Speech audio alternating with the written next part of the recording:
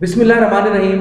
بیٹا جی نظم پیوستہ رہ شجر سے امید بہار رکھ، شعر نمبر 4۔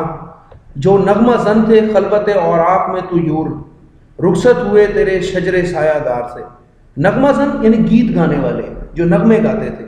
خلوت اوراق، خلوت کہتے ہیں تنہائی کو، اوراق کہتے ہیں پتوں کو، پتے جو درخت کے ہوتے ہیں۔ تو خلوت اوراق یعنی پتوں کی تنہائیوں میں، پتوں میں چھپ کے۔ تو یور پرندے یعنی وہ پرندے جو تیرے درخت کے پتوں میں چھپ کے گیت گاتے تھے۔ رخصت ہوئے مطلب چلے گئے، روانہ ہو گئے تیرے شجر سایہ دار سے۔ شجر سایہ دار مطلب سایہ دار درخت سے۔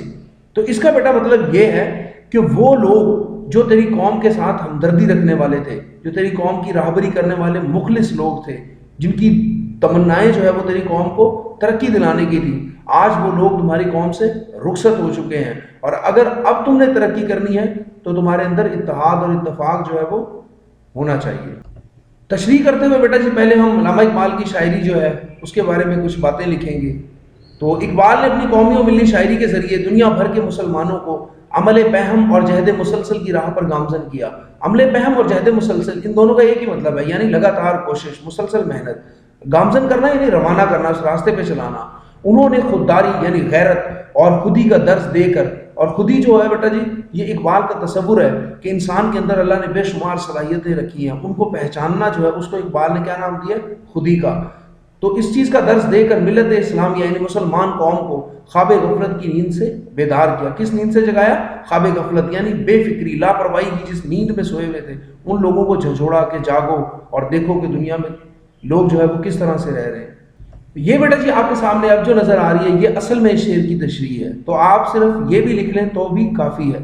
اس شعر میں شاعر کہتا ہے کہ اے مسلمان، تیرے باغ میں سایہ دار درخت تھے جن کے پتوں میں پرندے چھپ کر گیت گایا کرتے تھے، اب وہ پرندے باغ سے رخصت ہو گئے ہیں کیونکہ بہار کا موسم ختم ہو گیا ہے اور خزاں کا موسم آن پہنچا ہے، یعنی اچھا وقت جو ہے وہ گزر گیا ہے، برا وقت آیا ہے۔ تو آپ کو بیٹا یہ بھی آپ ہمیشہ کہیے گا کہ برے وقت میں کچھ لوگ ہی ہوتے ہیں جو انسان کا ساتھ دیتے ہیں۔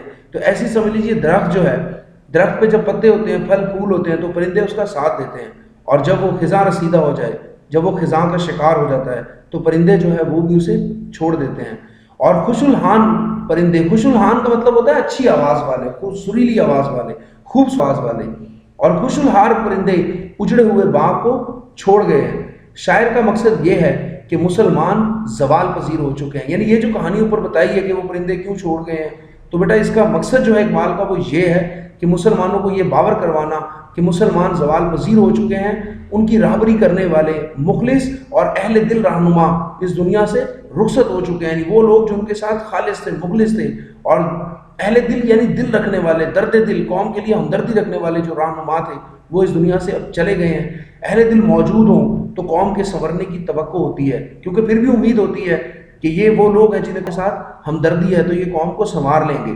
شاعر کہنا یہ چاہتا ہے کہ مسلمانوں کو خود ہی اس حقیقت سے آشنا ہونا پڑے گا، آشنا مطلب واقف ہونا پڑے گا، اور اس نقطے کو سمجھنا پڑے گا، نقطہ اہم بات کو، اور وہ حقیقت اور وہ نقطہ کیا ہے کہ کامیابی کے لیے قوم میں اتحاد و اتفاق ضروری ہوتا ہے، یعنی وہ قومیں ترقی نہیں کرتی جن میں اتحاد اور اتفاق نہ ہو۔